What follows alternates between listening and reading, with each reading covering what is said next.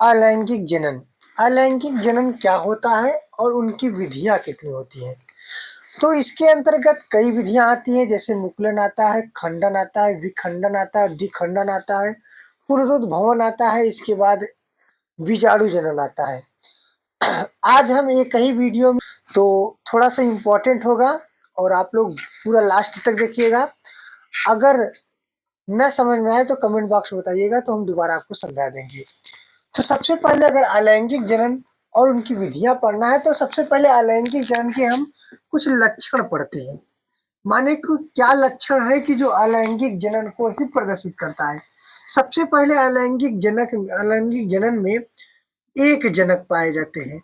अलैंगिक जनन में कितने जनक होते हैं? एक जनक पाए जाते हैं। दूसरा नंबर क्या है? अलैंगिक जनन में समसूत्री विभाजन होता है। कौन सा विभाजन होता है? समसूत्री विभाजन होता है। बात समझ में आ गया? और अगला बात क्या है?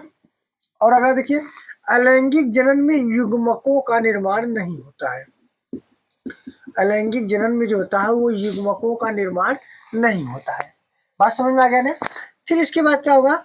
अलैंगिक जनन में युग्मनज और निषेचन और भ्रूण, ये सारी चीजें नहीं बनती है। न युग्मनज बनता है, न निषेचन होता और ना ही भ्रूण होते हैं, क्योंकि एक ही जनक पाए जाते हैं तो निषेचन कहाँ से होगा? जब निषेचन नहीं है तो भ्रूण नहीं बनेगा, यानी कि आगे जाकर के युग्मनज निर्माण, ये सब सारी क्रियाएं नहीं होंगी। तो ये जो होता है ये अलैंगिक जनन का लक्षण होता है। बात समझ में आ गया ना? और आपकी परीक्षा में लैंगिक अलैंगिक जनन में अंतर बहुत इंपॉर्टेंट पूछा जाता है, तो आप यही से अंतर निकाल सकते हैं। अलैंगिक जनन में एक जनक पाए जाते हैं, लैंगिक में दो जनक पाए जाते हैं। अलैंगिक जनन में समसूत्री विभाजन होता है, लैंगिक जनन में अर्धसूत्री विभाजन होता है। समझ में आ गया? अलैंगिक जनन में युग्मक का निर्माण नहीं होता है, लैंगिक जनन में युग्मक का निर्माण होता है। अलैंगिक में युग्मनज नहीं बनते, निषेचन नहीं होता, भ्रूण का निर्माण नहीं होता, जबकि लैंगिक जनन में ये सभी क्रियाएं होती हैं। इस प्रकार से हम लोग अंतर भी सीख लिए, इसी के द्वारा हम लोग अंतर भी सीख लिए, लैंगिक तथा अलैंगिक जनन में अंतर। तो अलैंगिक जनन समझ में आ गया ना, कि जिसमें एक जनक पाए जाते हैं, जिसमें युग्मक का निर्माण नहीं होता है, निषेचन नहीं होता, युग्मनज नहीं बनता, भ्रूण नहीं बनता, समसूत्री विभाजन होता है, ये सब क्या कहलाता है? अलैंगिक जनन। अब इसके विधियों के बारे में बात करते हैं। इसके कई विधियां होती हैं। सबसे पहले इसके अंतर्गत हम लोग पढ़ेंगे खंडन। खंडन को हम लोग कहते हैं विखंडन। क्या बोलते हैं? खंडन को हम लोग क्या बोलते हैं? विखंडन बोलते हैं, या इसी को हम लोग अंग्रेजी में फीजन कहते हैं। क्या कहते हैं? फीजन कहते हैं। समझ में आ गया नहीं? खंडन या विखंडन को क्या कहते हैं? फीजन कहते हैं। अब आपसे कोई पूछे कि खंडन विधि या विखंडन विधि किसे कहते हैं, तो आप लोग क्या कहेंगे कि इस विधि में जनक का शरीर टूट जाता है और टूटे हुए भाग से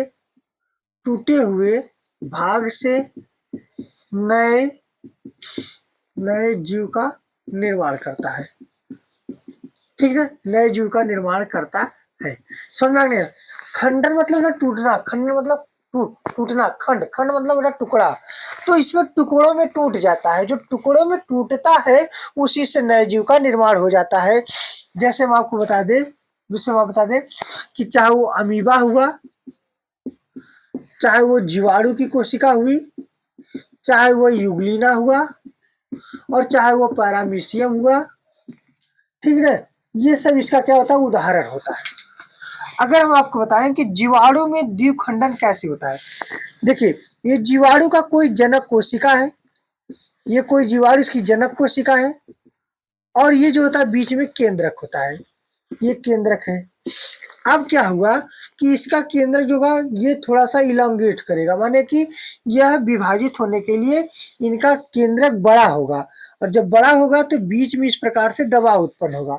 ठीक है, अब ये ऐसे दबाव उत्पन्न होगा। अगले स्टेप में क्या होगा कि यह दो अलग अलग देखिए केंद्रकों का निर्माण होकर के अब इससे एक संतति कोशिका का निर्माण हो जाएगा। किसका निर्माण होगा? संतति कोशिका का निर्माण हो जाएगा। समझ में आ गया? इसी को बोलते हैं खंडन। क्या बोलते हैं?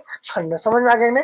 खंडन का मतलब जनक का शरीर कई खंडों में टूटेगा और जो खंड टूटेंगे वो क्या करेंगे? वो विभाजित होकर के नए कोशिका का, नए संतति कोशिका का निर्माण करेंगे। अब ये खंडन जो होता है दो प्रकार का होता है, इसको नोट कर लीजिएगा या स्क्रीनशॉट ले लीजिए। खंडन दो प्रकार का होता है। पहला क्या होता है? द्विखंडन, और दूसरा क्या होता है? बहुखंडन। ठीक है, पहला क्या होता है? द्विखंडन, जिसे हम लोग कहते हैं बाइनरी फ्यूजन। क्या कहते हैं? Binary fusion. और दूसरा क्या होता है? बहुखंडन। ठीक ना? बहुखंडन या बहुविखंडन, जिसे हम लोग कहते हैं मल्टीपल फ्यूजन। Multiple fusion. ठीक ना? तो इसमें सबसे पहले जो होगा द्विखंडन क्या होगा, ध्यान देखिएगा। द्विखंडन, द्विखंडन माने बाइनरी फ्यूजन। द्विखंडन यानी बाइनरी फ्यूजन क्या होगा, ध्यान देखिएगा। यहाँ पर द्वि का मतलब होता है दो और खंड का मतलब होता है टुकड़ा। खंड का मतलब टुकड़ा, यानी कि द्विखंडन के अंदर क्या होगा कि जनक का शरीर समसूत्री विभाजन के पश्चात, समसूत्री विभाजन के पश्चात केंद्रक दो समान भागों में विभक्त हो जाता है, यानी अलग हो जाता है, टूट जाता है, विभक्त हो जाता है। समझ नहीं? इसमें जो जनक का शरीर होगा वो दो भागों में टूट जाएगा और प्रत्येक टूटे हुए भाग से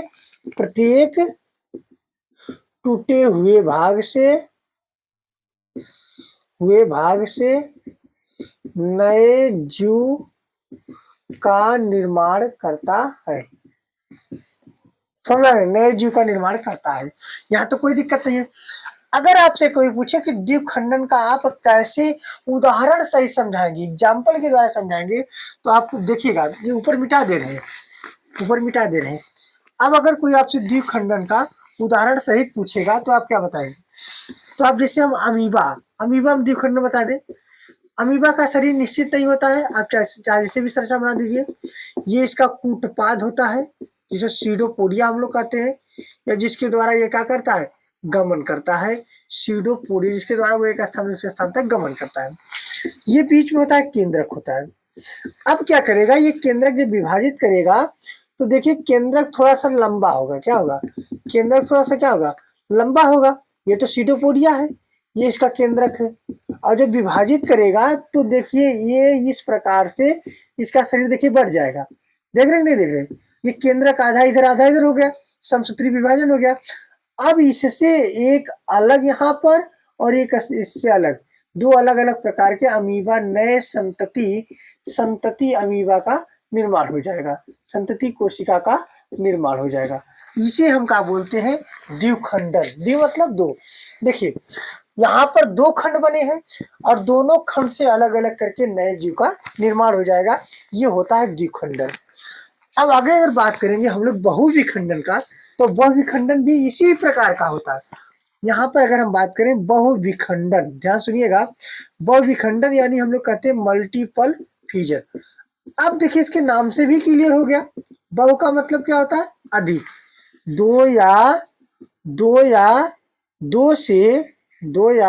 दो से अधिक, इसे हम लोग कहते हैं बहु बोलते हैं ना, बहु मतलब अधिक, दो या दो से अधिक।